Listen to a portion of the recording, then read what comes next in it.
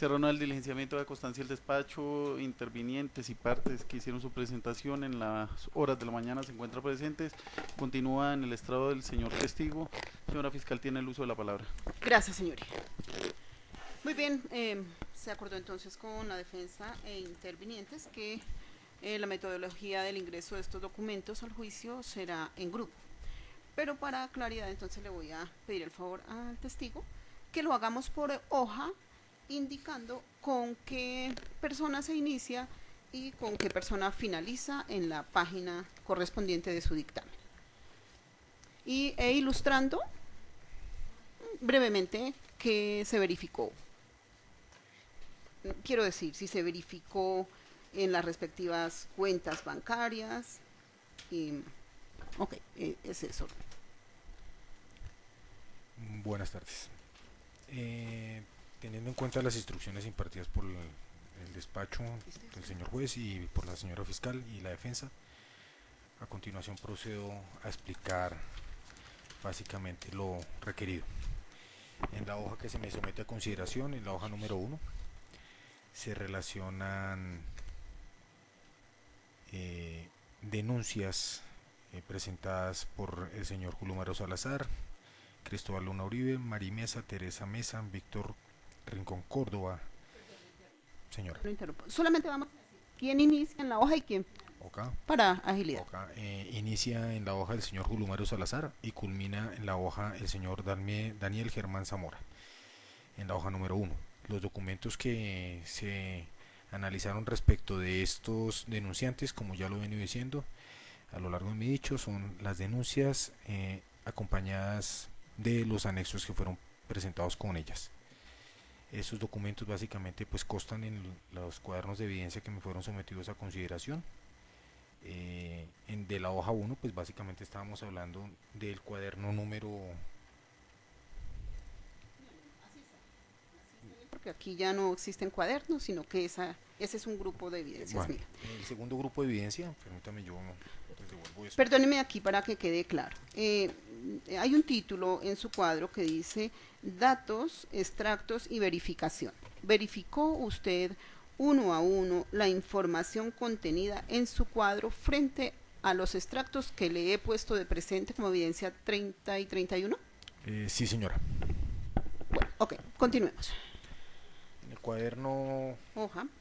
en la hoja número 2 que se me somete a consideración, básicamente se relacionan las personas que presentaron denuncias, iniciando con el señor Eduardo Zuluaga Consuegra y Elsa Benedetti, y culminan con Amparo Cardona Arroyave. Bien, ¿y el procedimiento que se siguió con ellos es idéntico al anterior? Sí, señora, se revisaron uno a uno las denuncias, los anexos de cara a los extractos que fueron sometidos a consideración. Hoja número 3. La hoja número 3. Bueno, 3 para mí es la página 19 del dictamen. Aquí está la hoja número 3, página 19 del dictamen.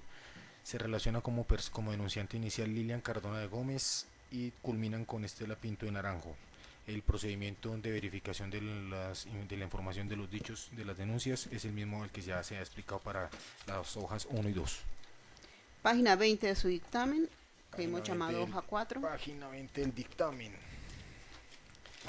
Hoja número 4. Inicia con Estela Pinzón de Naranjo y culmina con Beatriz Cortés de España. El procedimiento es exactamente el mismo para las hojas iniciales que ya fueron mencionadas. Página 22 del dictamen. Página 21. 21, sí, señor. Hoja número 5. Sí, señor. Inicia con Juan Gabriel Urueña B, perdón. Sí. Y culmina con María Emma Rubiano Rivadeneira. Sí. El procedimiento es exactamente el mismo. Gracias, doctor. ¿Puede precisarle usted al señor juez cuál fue el valor de depósito según los datos que obtuvo de los extractos bancarios que confrontó en su dictamen? ¿Cuál fue ese monto? Como lo mencioné en la página 16, ¿Sí? en el penúltimo inciso se relaciona un cuadro, se expone un párrafo en el que se lee lo siguiente. De la revisión de las denuncias y de sus anexos se determinaron los valores que afirmaron haber sido entregados por los inversionistas, cuya sumatoria total asciende a la suma de $3.557.687.00, mientras que la sumatoria total de los registros de depósito que figuran a nombres de los denunciantes que obran en dichos extractos asciende a la suma de $7.073.517.95. Gracias. ¿A qué hace referencia el cuadro de la página 22? Ese es el resumen ejecutivo del cuadro que obra de la página 17 a la página 21. ¿Y qué es para usted un cuadro ejecutivo? Pues el resumen ejecutivo, como usted se puede dar cuenta, es la misma información pero acotada solamente a los nombres. En el cuadro inicial usted se puede dar cuenta que los nombres de los denunciantes se repiten por el número de operaciones que se han detallado y que fueron objeto de análisis, mientras que en el otro está el valor acumulado por cada uno de los denunciantes. Bien, ¿cuántas denuncias corresponden a las analizadas? 83 según el cuadro del cuadro ejecutivo. ¿Son esas denuncias las Sí, que usted señora, tiene las en que su me mesa? fueron expuestos y que ahora en la mesa en este momento. Bien. Continúe entonces con su exposición de su trabajo pericial después de que se ha agotado este cuadro ejecutivo. Bueno, su señoría, señor defensor y señora fiscal y defensores de las víctimas, a continuación puntualmente quisiera referirme a las consideraciones que se esgrimen de manera ordenada en el informe. Esas consideraciones particulares respecto a las oficinas de representación y respecto al mercado forex fueron consideraciones que se esgrimieron a efectos de puntualizar la normatividad que aplica a las oficinas de representación y los conceptos que la superintendencia ha emitido en relación con el mercado forex y con las actividades de captación o ejercicio ilegal de la actividad financiera. Básicamente eso se expuso a título académico dentro del informe pericial, a efectos de que quienes lo leyeran pudieran contextualizarse en un marco normativo pues con sentido y que no fuera simplemente la opinión del perito quien irradiara pues el entendimiento sobre el análisis documental. Citemos solamente qué conceptos incluyó usted en su análisis. Son conceptos que obran en los oficios número 2010-033759-003 del 24 de junio del 2010. El concepto número 2008-075097 del 14 de enero del 2009. El concepto 2008-033-390-001 del 4 de junio del 2008. El concepto 2008-075-097-001 del 14 de enero del 2009. Todos estos son números de radicados que corresponden al sistema de información a través del cual se administra la información en la Superintendencia Financiera de Colombia. ¿Y podría resumirle al señor juez usted de qué tratan esos conceptos? Como lo dije anteriormente, son conceptos en donde se esgrime desde el punto de vista académico la normatividad que regula el mercado forex y la normatividad que regula los supuestos de captación de que trata el decreto 1981 del año 88 en concordancia con las normas que regulan la materia, es decir, el decreto 2920 del 82 y el decreto 3227 del 82. Asimismo, pues se exponen los conceptos de captación masiva habitual de recursos del público con base en los que se esgrime toda la estructura interpretativa que ha hecho la Superintendencia Financiera y la Corte Constitucional en relación con el decreto 4333 del 2008, 4327 del 2005 y así sucesivamente. ¿Puede indicarme, qué pena, en qué página se encuentra lo relativo directamente a la captación?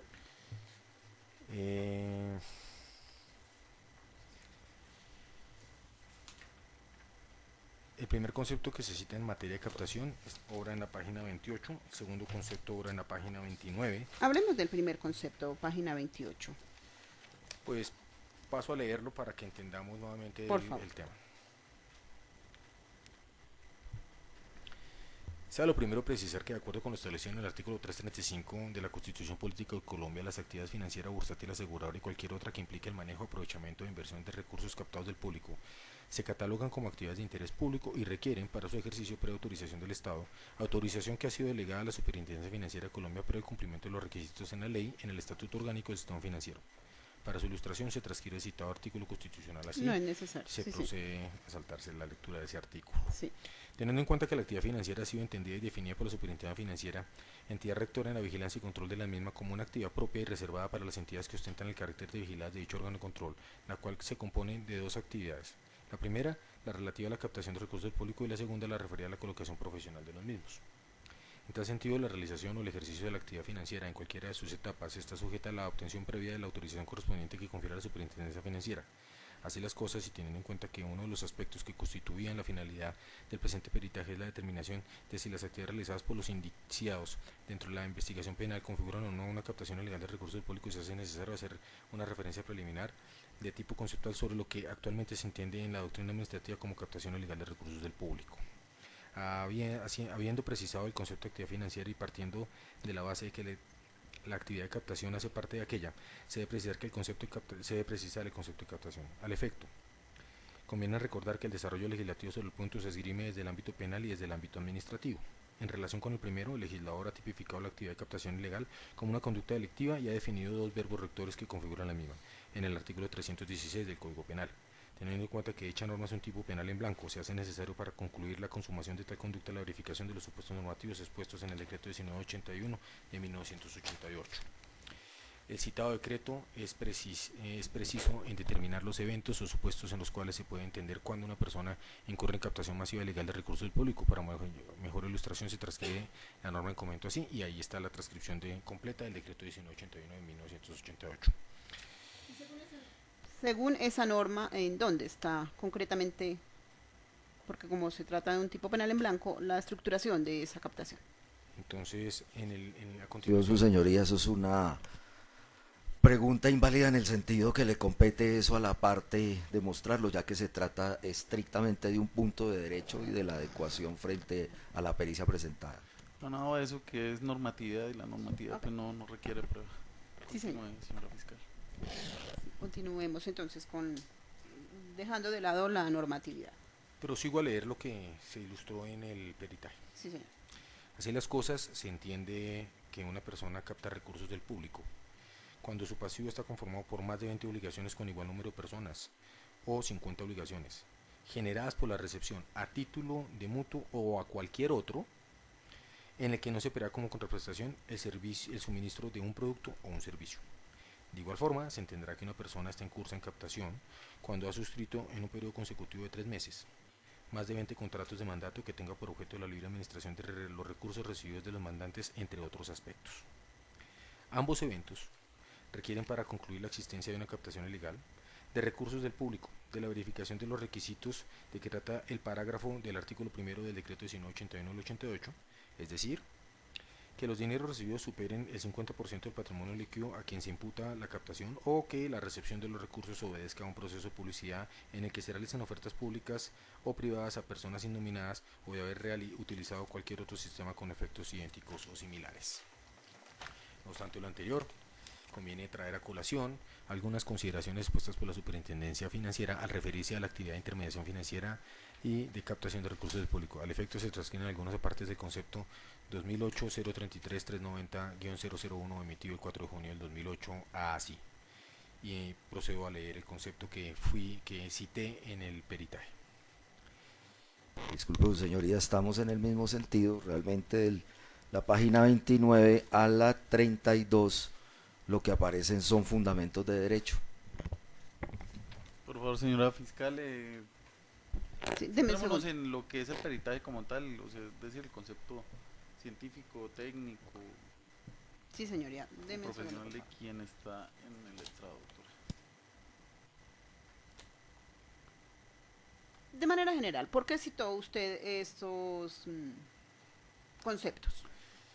Esos conceptos se citan, como lo expliqué hace unos minutos en el dicho mío, básicamente para que quienes tuvieran acceso a este peritaje y tuvieran la necesidad de evaluar el contenido del mismo, se pudieran contextualizar desde el ámbito doctrinario emitido por la Superintendencia Financiera de cuál es el concepto de captación masiva e ilegal de recursos del público y cómo se entiende la configuración de los supuestos de que trata el decreto 1981 del año 88 de cara al el tipo penal consagrado en el artículo 316. Eso es básicamente la razón por la cual se citan esos conceptos, para ilustrar las consideraciones que se esgrimen con posterioridad de la citación de esos conceptos. Bueno, vamos a la página 33 y proceda a explicar allí su dictamen. Bueno, entonces, señor juez, señor defensor, señores apoderados de las víctimas y señor representante del Ministerio Público. En esa página y media, básicamente se trató de concretar un análisis de todo lo dicho a lo largo del peritaje. El análisis básicamente se centra en señalar las empresas, las personas naturales, los montos de las cifras, la configuración de los supuestos de que trata el parágrafo primero del decreto 1981 del año 88 y si hubo o no hubo contraprestación por la recepción de los recursos del público. En este punto, señor juez, quisiera detenerme un poco a hacer esgrimir unas consideraciones desde mi experiencia como funcionario de la Superintendencia Financiera para aclarar el alcance de la contraprestación, del concepto de contraprestación. ¿Qué ha dicho la Superintendencia Financiera en materia de captación? Para entender ese concepto de captación, me referiré en primer lugar, a título de ejemplo, a cómo se configura el concepto de contraprestación en una actividad legal en distintas industrias. Me explico.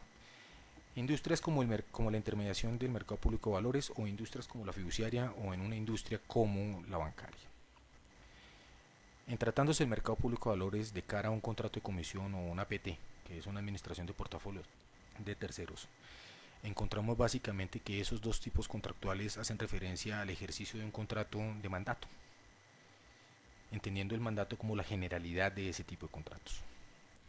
La contraprestación directa que se presenta en ese tipo de contratos por la prestación del servicio de mandato, es decir, por el ejercicio de la comisión, el intermediario de valores cobra una comisión, cobra unos honorarios a la persona o al cliente con quien ha suscrito ese contrato de comisión. Al igual sucede en el contrato de APT, o al igual sucede en el contrato de fiducia mercantil, bien sea un contrato de fiducia mercantil propiamente dicho o un encargo fiduciario. El gestor fiduciario en ese caso cobra a su cliente un valor por concepto de honorarios o de comisión por la administración de los recursos. ¿Por qué se denomina administración y por qué hago referencia a ese vocablo? Sucede, acontece, señor juez, que en la Superintendencia Financiera se divide la industria del sector financiero en dos. Unos que son propiamente dichos los intermediarios financieros, llámese aquellos que son los que participan o los que apalancan las operaciones que realizan con su propio capital, llámese de estos los bancos, un establecimiento de crédito, una corporación financiera, donde usted va a encontrar allí que estos bancos tienen la autorización de captar recursos del público, de intermediar esos recursos del público, y para ello tienen la posibilidad de que con su capital colocan y apalancan la colocación de esos recursos. No es el propio comportamiento de los administradores de recursos, y entre la industria de los administradores de recursos usted va a encontrar tres tipos de actores: los actores intermediarios del mercado de valores, las sociedades fiduciarias y las sociedades administradoras de fondos de pensiones y de cesantías, así como las sociedades administradoras de inversiones, que hacen parte o que están dentro de la vigilancia de la legatura para intermediarios de valores. Estos tres tipos de actores, señor juez, a diferencia de los que componen la industria de intermediación financiera, no apalancan la ejecución de sus actividades con su propio capital. ¿Qué quiere decir ello? Estos administradores simplemente ejecutan actividades de administración de recursos del público. Como se trata de recursos del público, en consonancia con lo dispuesto y en cumplimiento con lo dispuesto en el artículo 335 de la Constitución Política, estos administradores requieren la autorización del Estado a través de la Superintendencia Financiera para que se les autorice ejercer ese tipo de licencias. ¿Qué tipo de licencias? Pues el de intermediario financiero, el de sociedad fiduciaria o el de administrador de fondos de pensiones y de cesantías. ¿Por qué hago la explicación en este sentido? Porque en tratándose de administración de recursos, cualquier persona, su señoría, podría entender que podría salir a recepcionar recursos del público y administrar masivamente los recursos del público. Y pues de esa circunstancia se ocupó el legislador cuando en los años 80 emitió la legislación a la que nos hemos referido hace poco, es decir, el decreto 1981 del 88. Si uno lee esa norma específicamente contempla dos supuestos. El primer supuesto, recepcionar recursos del público de manera masiva a través de operaciones de mutuo o a cualquiera otra que no implique como contraprestación la prestación de un bien o de un servicio. Y ahí vamos a hacer una pequeña pausa para entrar a explicar y a referenciar las industrias de la Superintendencia Financiera que tiene autorizada legalmente el comportamiento como industrias financieras y lo que sería el ejercicio legal.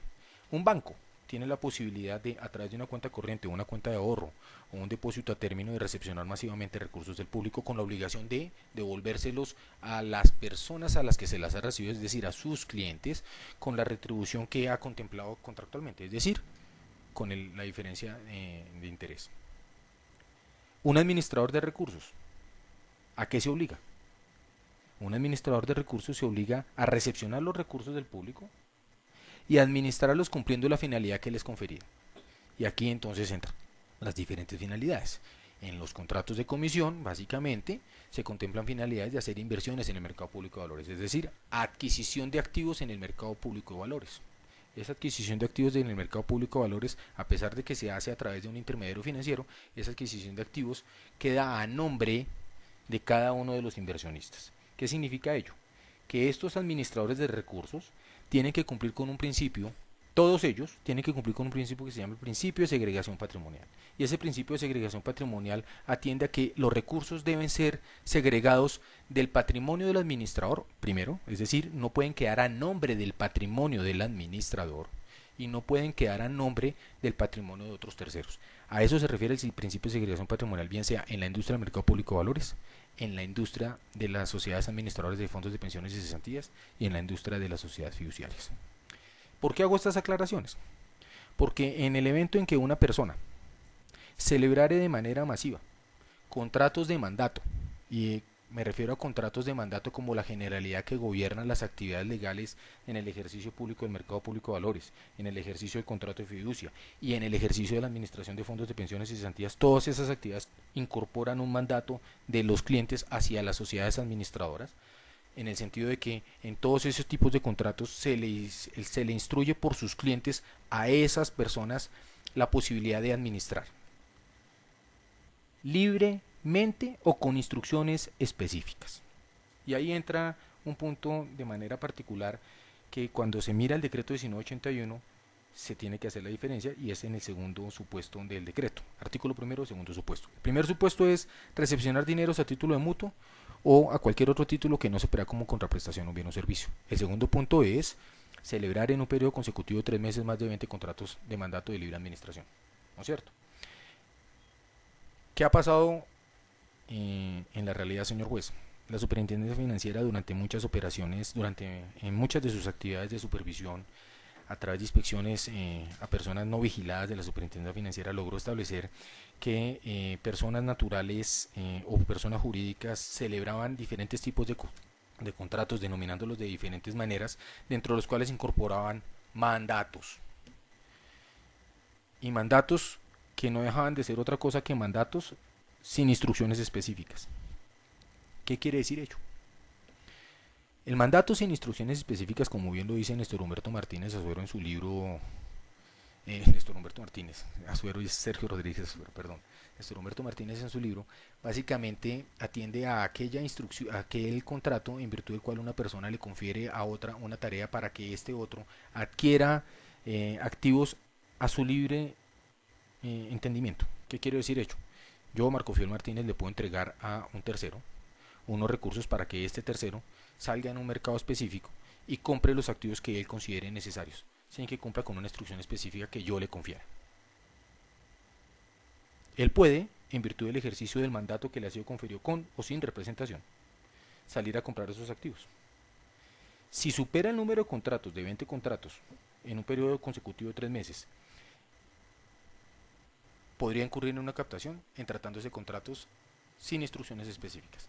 ¿Por qué? Porque el criterio del legislador en el decreto 1981, y así es la posición de la superintendencia, radica en que lo que pretende el legislador es evitar que personas motorizadas administren como lo hace una sociedad comisionista de bolsa, o como lo hace una sociedad administradora de recursos de inversión, o como lo hace una sociedad administradora de fondos de pensiones y cesantías, administre de manera libre los recursos del público. ¿Por qué? Porque las inversiones que se realicen por criterio de ese mandatario asumen el riesgo inherente a las propias inversiones escogidas por ese mandatario. Me voy a referir ahora al mercado Forex.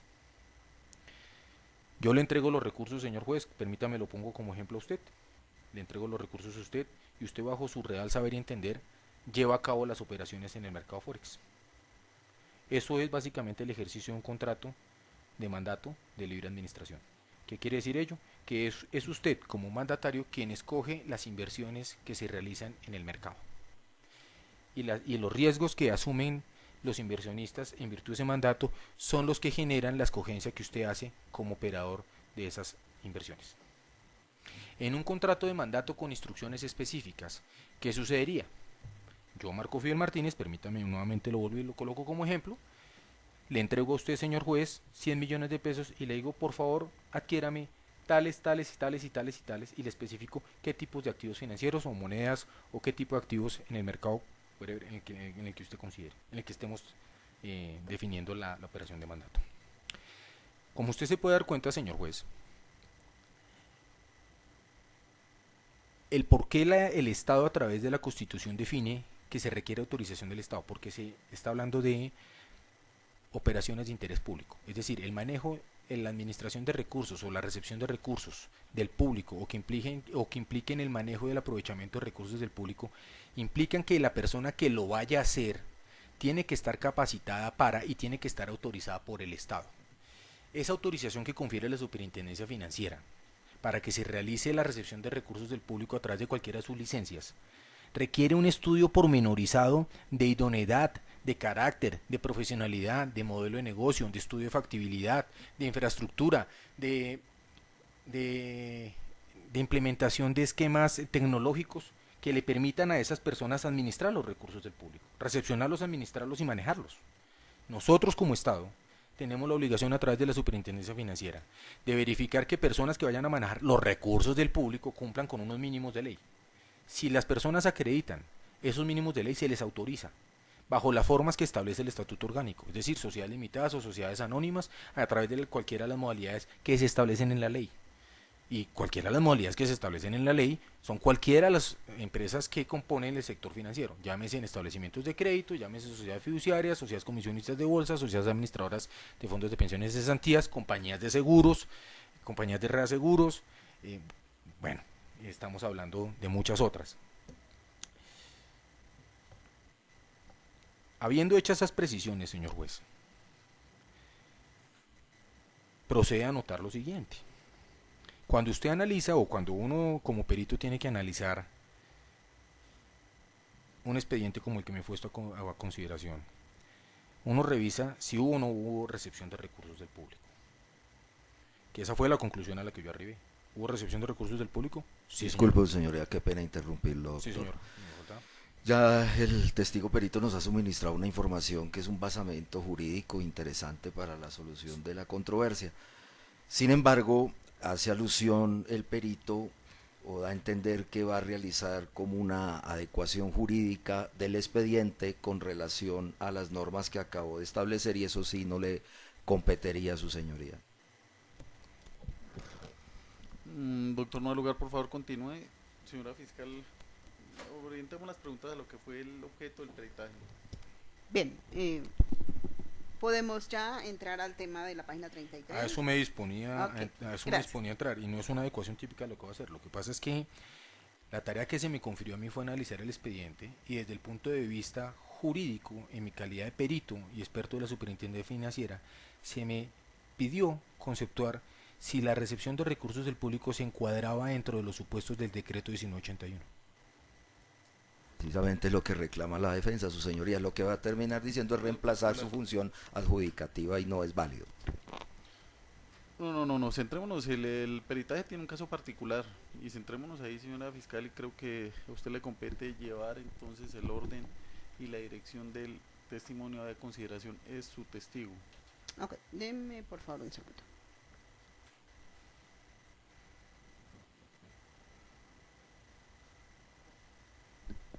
Bien, del análisis que usted hizo de estos elementos materiales probatorios que tiene en su mesa, ¿a qué conclusión llega usted frente a esa evidencia? Señor juez, procedo a dar lectura a la página y media que queda de mi peritaje para darle contestación a su pregunta, señora fiscal. Pues señora, qué pena hacer o insistir en ese punto, pero precisamente lo que dice en esa página y media es una conceptualización de carácter jurídico sobre los hechos objeto de la acusación penal en este caso, que es a lo que se refiere el perito con el expediente. La defensa se opone tanto a ese análisis de página y media como a la conclusión porque se refieren exclusivamente a esos puntos. Señoría, pero, señor. No, entiende, si entiende definitivamente, doctor, ese fue el objeto del peritaje y así se tendrá que realizar. No obstante, pues también existe razón, no es la lectura como tal de la base de opinión pericial, porque no tendrá ningún sentido, se llegaría entonces de manera directa y bastaría con ello. Entonces, doctora, por favor, formulemos las preguntas sobre el particular, sobre las inquietudes que le surten o lo que pretende la Fiscalía demostrar con el peritaje. Pues la Fiscalía le pide al señor perito que me indique qué estableció con el análisis de estos elementos. ¿Qué se estableció con el análisis de los elementos? Primero, los representantes legales de la compañía Fitforex y Benz-Bentina G son las mismas personas que eran los representantes y administradores de las compañías norteamericanas que se relacionaron a lo largo del informe pericial. Segundo, de las 83 denuncias que se analizaron, se establecieron unos montos específicos que en el informe se relacionan. Esos valores que se relacionan en ese informe pericial fueron recibidos a través de las cuentas bancarias que se relacionan en el informe pericial, que eran de propiedad de una compañía que era Fit International Group Corp, administrada por las personas naturales. Tercero, en la parte conclusiva de mi informe, en la parte precedente a la conclusión de mi informe, se determina si hubo o no hubo contraprestación de los servicios. Si hubo contraprestación o no por los dineros recibidos. Paso a hacer la siguiente anotación. Básicamente, en este informe simplemente estoy señalando, señor fiscal, que no existe prueba que hubiera sido analizada de mi parte en la que se pueda evidenciar que existían inversiones en el mercado Forex a nombre de las personas que en su mayoría eran los denunciantes. La mayoría de las operaciones Forex que se relacionan en el informe y de las cuales no estoy echando de menos su existencia, no figuran a nombre de las víctimas denunciantes. Cuarto, la contraprestación directa por los servicios de realización de operaciones en el mercado Forex. Esos servicios fueron prestados por las empresas que se hacen a las que se hace referencia en el informe y por las personas que trabajan en las mismas. Esos servicios de realización de esas operaciones tuvieron como contraprestación el pago de unos honorarios. La contraprestación directa que se debía tener por la recepción de los recursos del público a través de esas empresas y a través del esquema que se ha detallado en este informe debía ser las divisas a nombre de las personas denunciantes, es decir, de las personas que entregaron los recursos.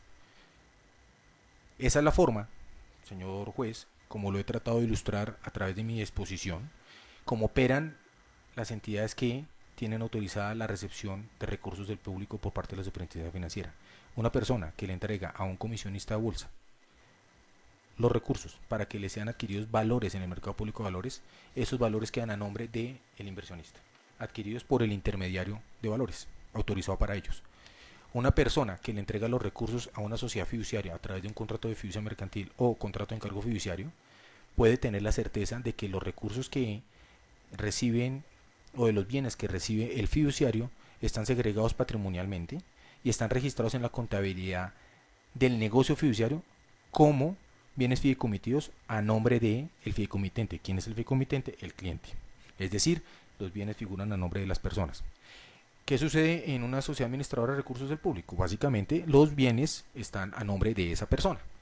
¿Qué sucedió en el caso particular? La única conclusión a la que yo puedo arribar es que los dineros que fueron recepcionados no figuraban, las operaciones del mercado forex no figuraban a nombre de las personas. No existía prueba en los documentos que me fueron expuestos a mi consideración, no existía prueba que diera cuenta de que esas operaciones figuraban a nombre de las personas naturales que presentaron las denuncias.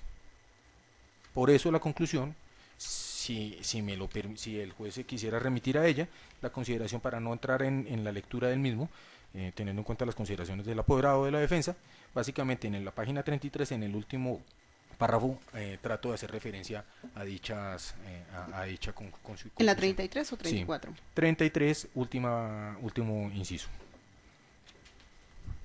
Bueno, después de usted analizar todos estos documentos, los extractos bancarios, ¿en dónde terminó este dinero de las víctimas en el caso que hoy nos ocupa?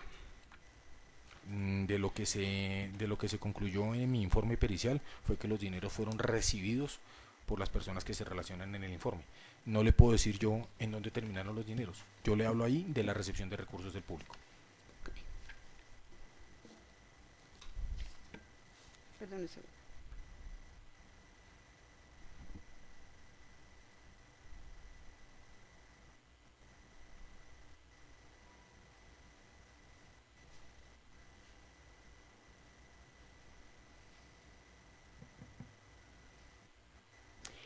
¿Usted puede decirle al señor juez al patrimonio de qué persona entraron esos recursos? Como lo señalé en el informe pericial, se está señalando que los dineros ingresaron a las cuentas bancarias que están relacionadas en el informe, que eran de una compañía denominada Fin International Group Corp, cuyos accionistas eran las personas Dilia Margarita Báez Angarita y Jaime Enrique Sánchez Díaz, y quienes pudieran ejercer los actos de señor y dueños y administración de dichos recursos por ser los administradores de dichas compañías.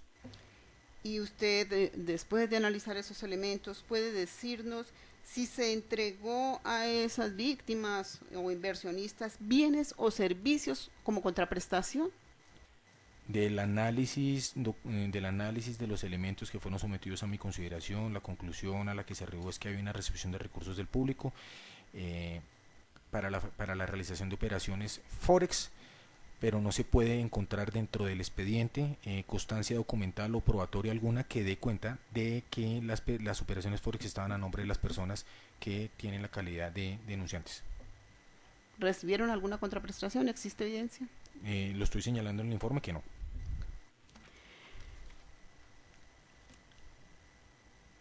Señoría, en este estado de la diligencia solicito que su señoría tenga como evidencia número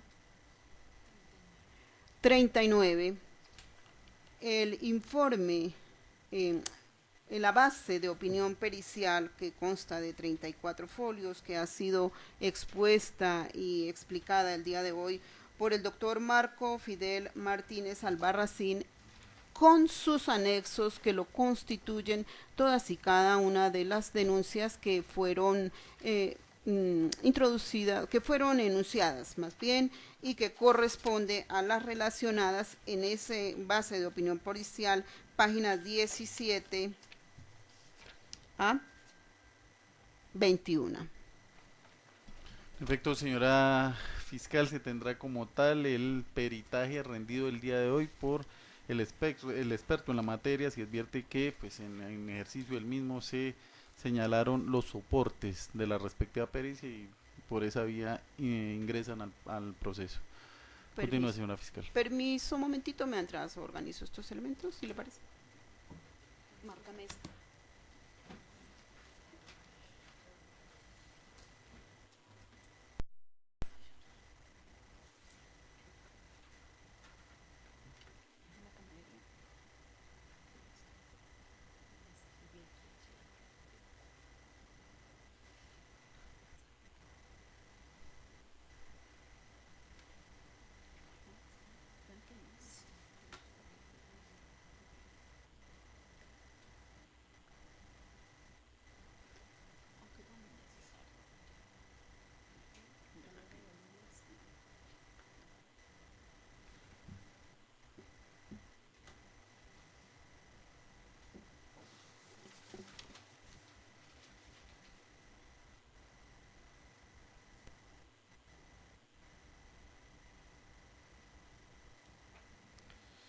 Básicamente en el primer punto se trata de dar atención a las afirmaciones expuestas eh, por una de las partes procesadas en relación con la línea de tiempo en la que se llevaron a cabo algunas operaciones en el mercado público de valores.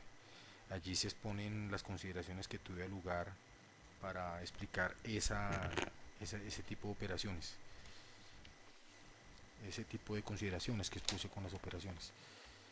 En el segundo punto, Pero queda muy, tendría queda sin que, señora fiscal, entienda usted que este peritaje fue rendido hace alrededor de sí, 3 años, sí. tendría que entrar a darle lectura, señor juez, para poder referirme de manera particular al tema en la medida en que no tengo la memoria suficiente para referirme de manera detallada a estas consideraciones. Por favor, hagamos una cosa, como lo señala la técnica, es léalo mentalmente Ok, para que precise conceptos. Vamos a dar un tiempo prudencial y Fiscalía le hará ya las ok, preguntas. perfecto.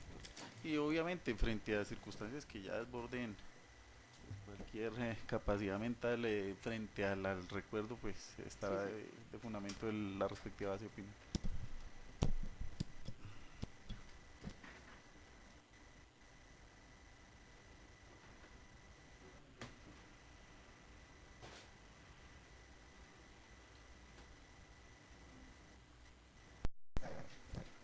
Señora fiscal, continúa con el uso de la palabra. Gracias, señor juez. Vamos a la página 4, doctor Albarracín. Martínez. Eh, Martínez Albarracín, perdón. En página 4.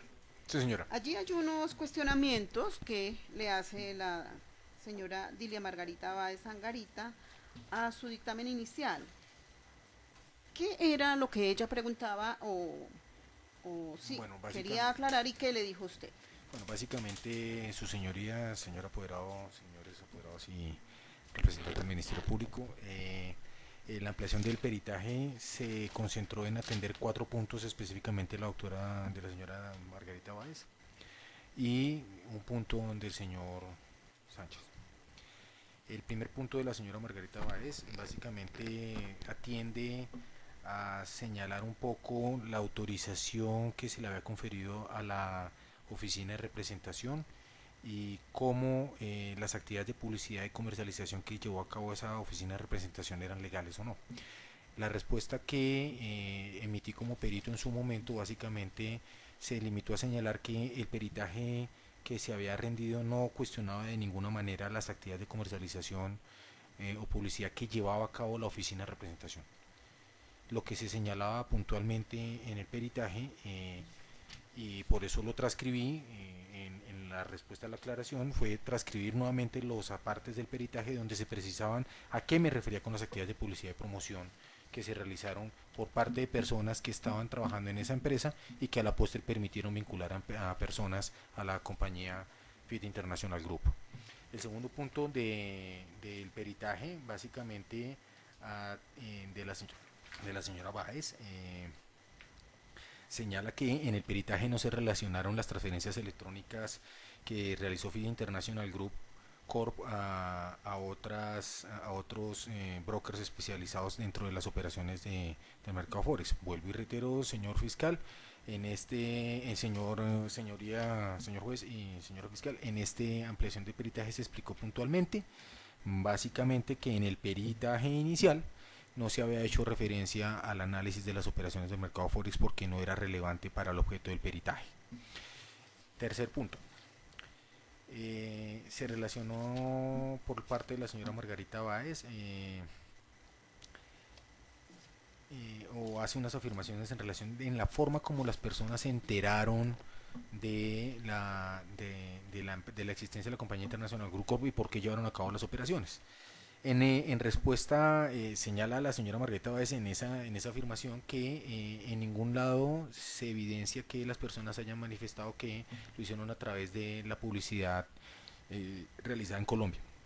Básicamente las consideraciones que expuse como complementación al informe y aclaración al informe daban cuenta básicamente que las propias denuncias se señalaban a las personas que les habían indicado en dónde invertir, cómo invertir y les han impartido las instrucciones y que todas esas operaciones configuraban las actividades de comercialización y publicidad. En el cuarto punto, señor fiscal, señor juez, básicamente se habla de la teoría del concepto del mandato específico y del mandato general. Se señala por parte de la afirmación de la señora Margarita Báez que el mandato sí fue específico y que fue específico para realizar inversiones en el mercado forex. En respuesta a esa afirmación, señor juez, expuse algunas consideraciones en torno a la normativa que regula los supuestos de captación del decreto 1981 del año 88 y explico cómo no se puede entender que haya una instrucción específica en la medida en que instruir a una persona a realizar operaciones en el mercado forex es una generalidad. Es tanto así como una consideración particular, señor juez, se las pongo en este momento. Es tanto así como que yo le entregara un dinero a un tercero, cómpreme valores en el mercado público de valores. Eso nunca se ha considerado como una instrucción específica. Eso se considera como un mandato general. La instrucción específica es, y así queda consignado en las operaciones del mercado público de valores, por eso se graban las conversaciones con los traders en el mercado público de valores, se configuran las instrucciones específicas cuando la persona le indica al trader específicamente qué tipo de valor comprar. Cómpreme un valor Bancolombia preferencial por tanta plata. Eso es una instrucción específica. Si se tratara de instrucción específica para no configurar el segundo supuesto del decreto 1981 del año 88, básicamente se estaría de cara a instrucciones que dieran cuenta de cómpreme yenes, cómpreme euros, cómpreme, y le especificarían el tipo de moneda en el cual transar. La complementación que se dio en su momento fue en ese sentido. Respecto a los comentarios escritos por el señor Jaime Enrique Sánchez Díaz, básicamente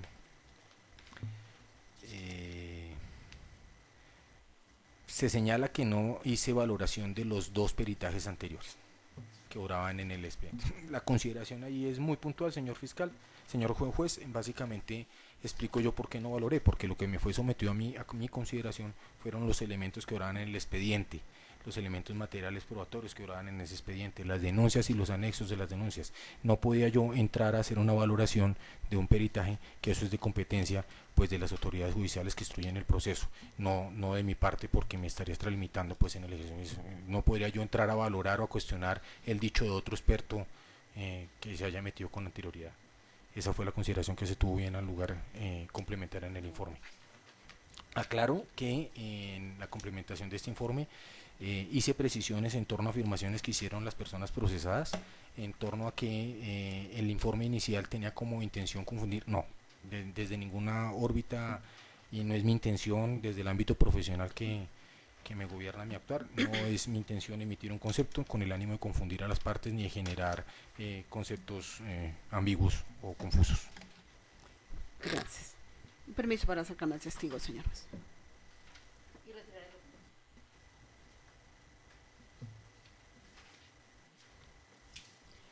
Señoría, la Fiscalía solicita se tenga como evidencia número 40, como prueba número 40, el complemento del dictamen a que hizo referencia en esta exposición el doctor Marco Fidel Martínez Albarracín, que fue presentado con el oficio 2016-021-608-002 de la Superintendencia Financiera.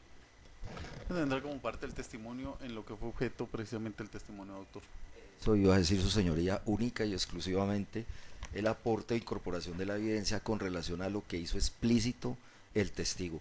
Solicito entonces que el resto del documento en lo que no fue tratado no sea tenido en cuenta en el momento de la valoración y decisión sobre la prueba. Gracias. Así será, doctor. Lo que se haya ventilado, pues la prueba de cuenta es el testimonio como tal. Por ese conducto se rinde la pericia. Continúa, señora fiscal. Señor perito, a usted la Fiscalía le pidió que estableciera en todos, no solo en el inicial dictamen, le pidió que estableciera si se configuraban los presupuestos para captación masiva habitual de dinero del público una vez analizado esos documentos que se le pusieron de presente. ¿A qué conclusión llegó? Su señoría, objeción es una pregunta que se refiere precisamente a una conclusión de carácter jurídico con relación al contenido de la opinión pericial y le compete única y exclusivamente al adjudicador de justicia. Sí, doctor, no obstante esa pronunciamiento atiende a un caso particular, entiende el despacho que fue lo que se le puso en consideración al señor perito frente a un caso en concreto. Ok. La Fiscalía no tendría más preguntas, señor juez. Muy gentil, doctora. Contrainterrogatorio, señor. Ah, qué pena, doctor. ¿Víctimas, algún cuestionamiento por conducto de la Fiscalía? Muy amable. Señor defensor, contrainterrogatorio. Gracias, su señoría. Qué pena, doctor, lo interrumpo. Queda a disposición de la defensa los elementos materiales que se han allegado por conducto del señor testigo. Gracias, su señoría. Doctor Marco Fidel, manifestó usted que le fue entregada una información para analizar, ¿verdad? Sí, señor. Una información de aproximadamente 24 cuadernos, ¿cierto? Sí, señor. Usted presentó una primera pericia, si mal no recuerda la defensa, para el año 2012. La primera que presentó, o la que presentó. La fecha está en el informe pericial que rendí. ¿Puede recordarla, por favor? Si me permite el informe pericial. Su señoría, permiso, la defensa solicita entonces para acudir a las evidencias 39 y 40.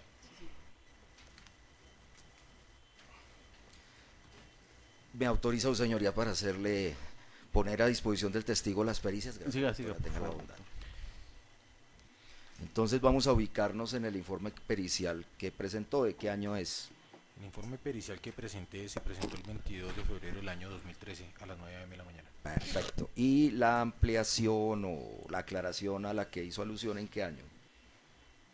29 de abril del 2016. El doctor manifestó que estudió única y exclusivamente esa documentación. La que me fue puesta a consideración. Bien.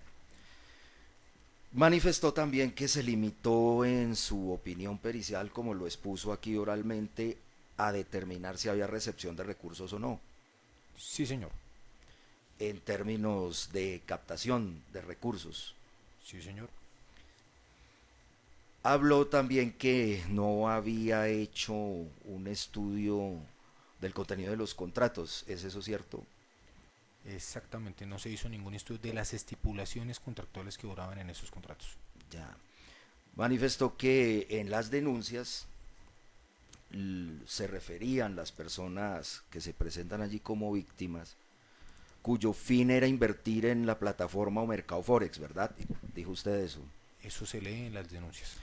Y también manifestó que las compañías FIT que mencionaban estas personas hacían alusión a ofrecimientos de compra-venta de divisas en el mercado Forex.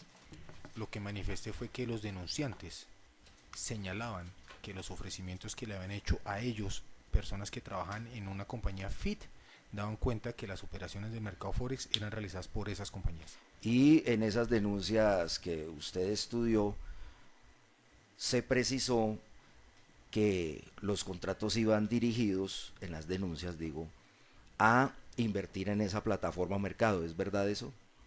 Señalan las denuncias eso. Bien.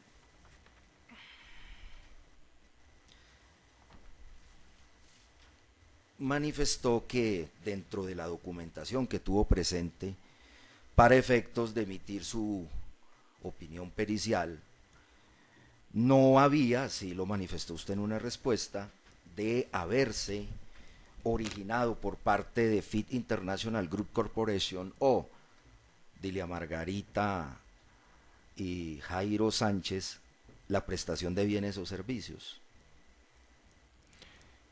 Lo que manifesté específicamente fue que no tenían como contraprestación por la recepción de los recursos captados del público una contraprestación. ¿Usted verificó si se presentó esa contraprestación? De los documentos que me pusieron a mi consideración, no existía un documento que diera cuenta de que las operaciones del mercado Forex estaban a nombre de las personas. No, estamos hablando de si hubo contraprestación. No, Es no. que para mí la contraprestación es No, esa. para mí no. Estoy Usted me está preguntando como preguntándoles, perito. Disculpe, su señoría, es No, para no, que me formulemos la conteste en ese pregunta. punto. Sí. Formulémosla. ¿Hubo contraprestación o no? Discúlpeme, doctor, discúlpeme la interrupción, o hagamos la aclaración al señor Gracias, su señoría. Dice usted que no hubo la prestación de un bien o servicio. Manifestó usted, ¿verdad? De los documentos que obran en el expediente no existe evidencia que yo hubiera advertido donde se evidencia ello. No se le entregó por parte de la Fiscalía, sino la información que usted expuso aquí, ¿verdad? Vuelvo y lo reitero, en el informe pericial señalé la información que fue sometida a mi consideración. Doctor, ¿podría por favor ubicarse en el informe pericial que usted presentó en el folio 34? ¿Sería tan amable? Sí, señor. En el folio 34, en el párrafo que está arriba de la expresión conclusión, ¿está bien? Sí, señor.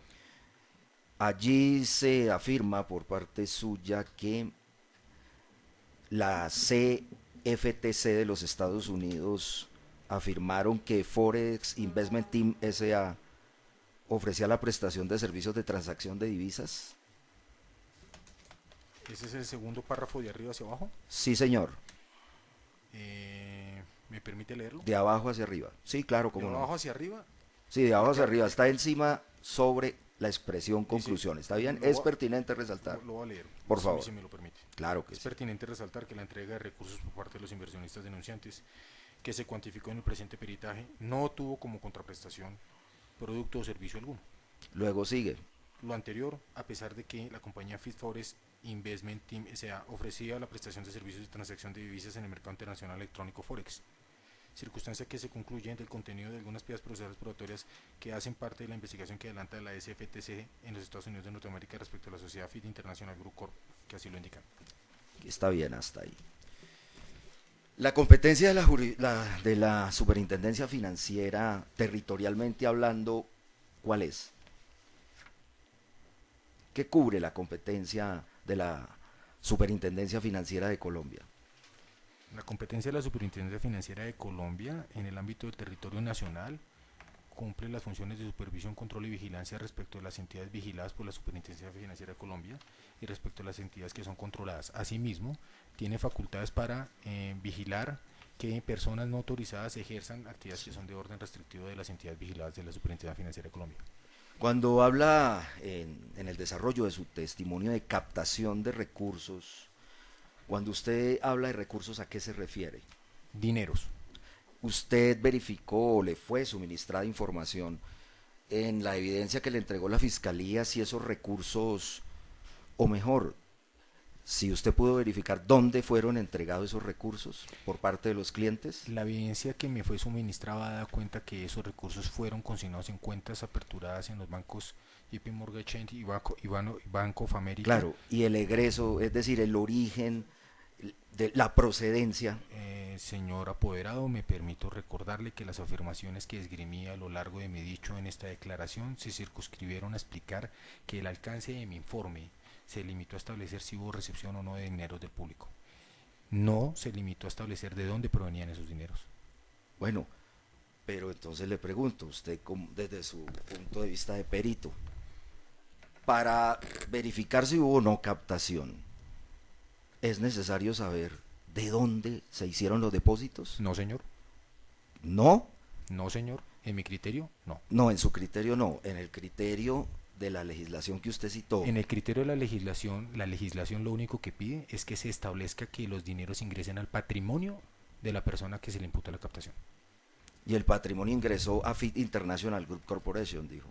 Sí, señor. En la información que le fue entregada en los 24 cuadernos no aparecían giros de víctimas de sistemas financieros o de bancos en el exterior que se giraban a las cuentas estadounidenses. No, Señoría. Su señoría, es importante establecer ese tema para determinar. Permítame, doctor, no al lugar, por favor, conteste, señor testigo. Sí. no lo recuerdo. ¿Puede verificar en su informe, si no lo recuerda, si eso se tuvo en cuenta? En mi informe se dio lectura en completitud del informe esta mañana. Es todo, su señoría.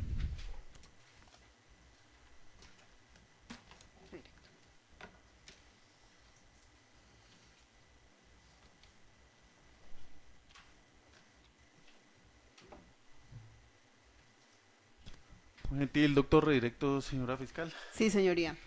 Doctor, ¿Usted quiere, por favor, indicarnos si tuvo o no en cuenta los contratos que se encontraban anexos a las denuncias para su dictamen?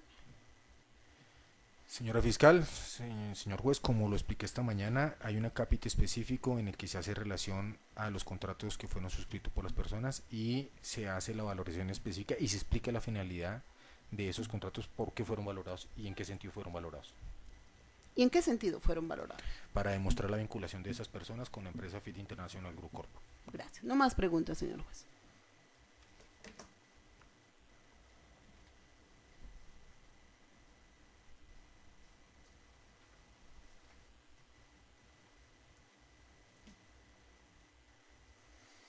Muy amable doctora, señor defensor, frente a ese último cuestionamiento. Gracias, su señoría. Manifestó doctor Marco Fidel que el fin del estudio de los contratos fue exclusivamente el vínculo, ¿verdad? Sí, señor.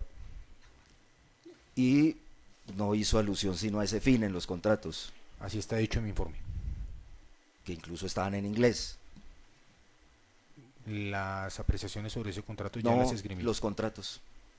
Los contratos están en inglés, es una afirmación suya, sí, señor. No, suya fue. Sí, así está dicho. Bueno, es todo, su señoría.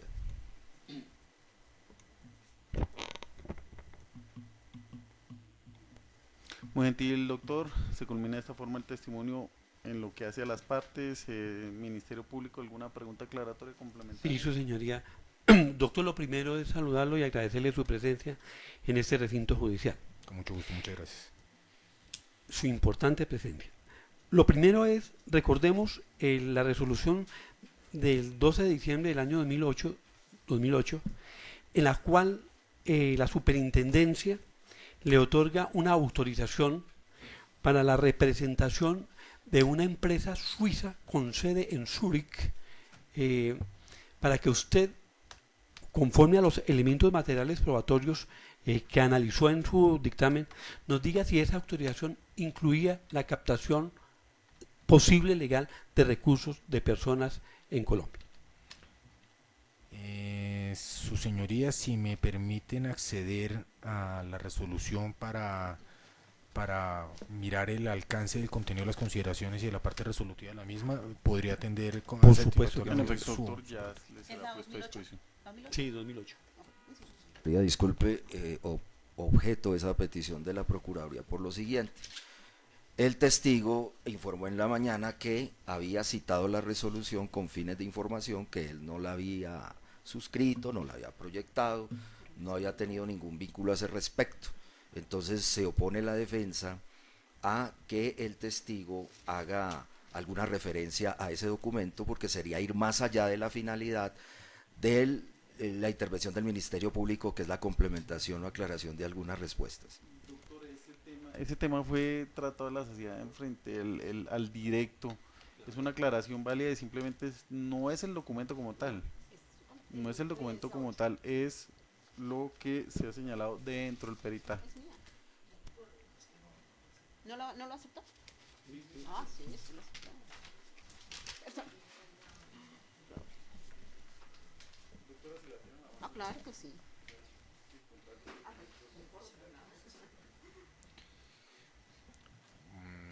Señor representante del Ministerio Público, permítame, antes de entrar a hacer la lectura de este documento, le quiero hacer alguna aclaración específica.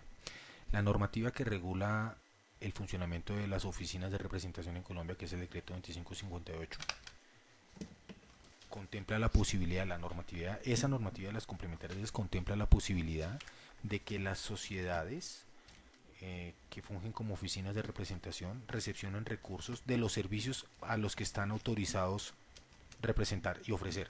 ¿Qué quiere decir ello? Quiere decir ello que esas personas jurídicas en el ejercicio de una oficina de representación pueden recepcionar los recursos de los clientes para los servicios de la oficina a la cual están representando. De acuerdo con la lectura del documento, esta lectura de este documento da cuenta de la autorización de la oficina de representación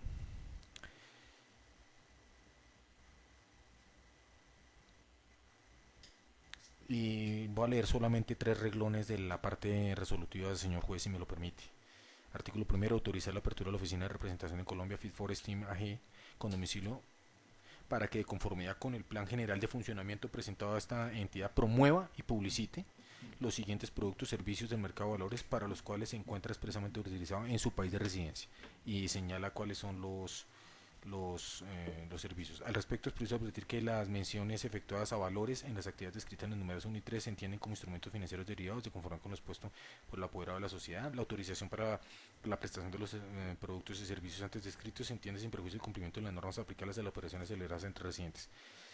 Y pues claramente le dice: la autorización que se otorga mediante la presente resolución es por término indefinido conforme con lo señalado en el parágrafo segundo del artículo tal, y pues esas normas lo remiten usted a la normativa que regula el ejercicio de las oficinas de representación, que contemplan lo que ya le señalé.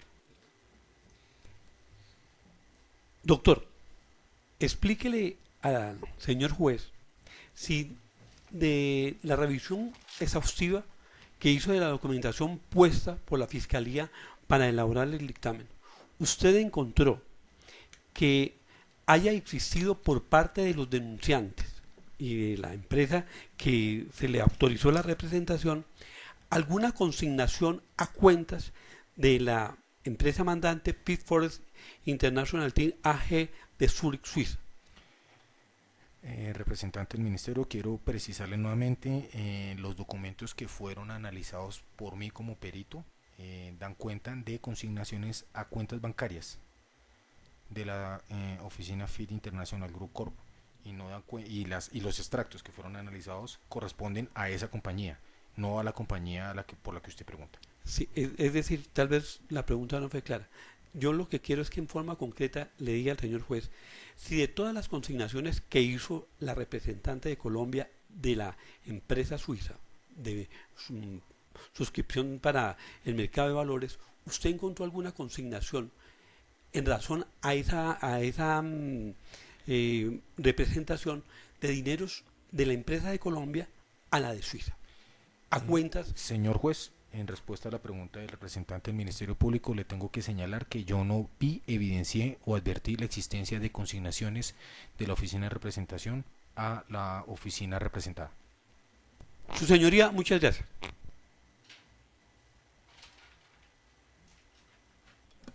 Muy amable, se culmina de esta forma el testimonio del señor perito. Se le agradece su presencia en la sala de audiencias, se le indica que su voluntad se puede retirar de la sala de audiencias o continuar en el público. Por favor, retomamos los documentos, esos últimos documentos a la señora fiscal. ¿Estos son las pruebas que están? No, creo que son de la señora fiscal. Sí. ¿Ah, sí? Sí, las dos, no, las dos son de, me las pasó ella. Sí. Ah, perfecto. Bueno, perfecto. Muchísimas gracias, doctor, muy gentil. Ya. Continúa con el uso de la palabra, señora fiscal. Tranquilo. Para la tarde de hoy no tengo convocados más testigos porque pues quise ser prudente por el tipo de perito que traíamos esta tarde. En la mañana traeré 2 testigos y allí culmina la fiscalía con sus pruebas y renunciando a los restantes testimonios que había solicitado. Manifestación para iniciar intervención probatoria por parte de la defensa se iniciaría el día de mañana o... Su señoría, la defensa le hace la solicitud de ser posible para no dividir mi práctica de prueba. Si la puedo presentar, son muy pocos testigos, los 2 acusados y 3 peritos. En la primera semana de septiembre, como lo habíamos estipulado, su señoría. Permítame ya, miro, doctor. Ah, sí, sí, doctor. 280. Aquí no puedo, que empecemos 4, 5, 6. Doctores, nos tocará colocarnos de acuerdo porque teníamos agendado 8 y 9. Sí, su señoría, sí es cierto. Si no hay ningún inconveniente, señora fiscal. Solamente no tengo ningún Quedaríamos, inconveniente. o sea, se cancelaría para 8 y 9 Sí, su señoría, esa entonces es quedaremos la comprometidos propuesta. para Un segundito. la primera semana de septiembre que ya Sí. estaba agendada. Y la segunda alegatos, me imagino. Yo sé, mi doctor, que estaba agendada, pero ocurre que tengo un proceso con 10 personas privadas de la libertad y no hubo poder humano que pudiera, es de septiembre, ¿verdad? Son las dos primeras. De septiembre. Y entonces me fijaron esta preparatoria para el día 3. No sé si el doctor me lo permite que iniciáramos 4, 5 y 6. O iniciamos 2, Sí, su 4, señoría, 5 y 6. como O 2, está 4, bien. 5 y ¿Está 6. bien, doctores? Sí, su señoría está bien. 2, 4. Sí, si le queda bien así, doctor. Sí, es que Nosotros- el 3 no puedo. ¿Víctimas? Sí, doctor. Y claro que ya estaban agendados. 2, 4, 5 y 6. Yo no tengo problema el 2, pero si como el doctor quiere concentrado, pues sería... ¿Y cuántos días requiere? Perdón, me entrometo. Esos 3 días y el lunes. Por eso, entonces hagámoslo 2, 4, 5 y 6. Doctores, por eso. 2, 4, 5 y 6. Sí. ¿Sí? Sí, sí, No. Sí, sí, sí, sí. Sí, no. 2, ¿El seis? 4, 2, 4, 5 y 6. Pues dejamos eso por intervención de probatoria del señor defensor. Pues, y pues de todas formas hay otras fechas fijadas. Podríamos hacer la delegación ahí. Dependiendo de lo que acontezca. Entonces borramos 8 y 9. Sí, doctores. Bueno, ¿Todos conformes, doctores? todos conformes. Perfecto. Y el 3 también, porque el 3 no puedo. Bueno, entonces no.